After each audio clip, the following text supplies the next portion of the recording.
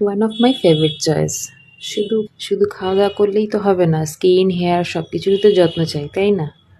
সবাই যেমন ব্যস্ত থাকার অজুহাত খোঁজে আর আমি তখন খুঁজি কাজ খোঁজার অজুহাত। তো কি করলে কি করা যায়, এই এক্সপেরিমেন্টই মাথার মধ্যে চলতে থাকে, হয় রান্না, কখনো স্কিন, কখনো হেয়ার।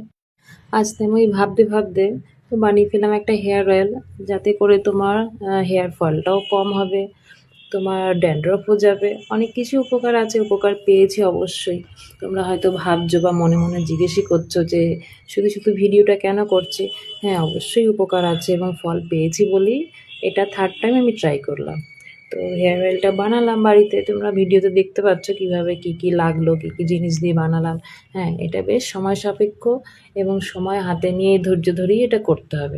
মার্কেটে যেসব তেল, শ্যাম্পু, হেয়ার অয়েল আছে না, তার থেকে মনে হয় হ্যান্ডমেড কিছু লাগালে মনে হয় কিছুটা উপকার পাওয়া যাবে। তোমরা কি বলো? যদি কিছু ওপিনিয়ন থাকে দিতে পারো, তবে আমি বানিয়ে উপকারই পেয়েছি, তাই শেয়ার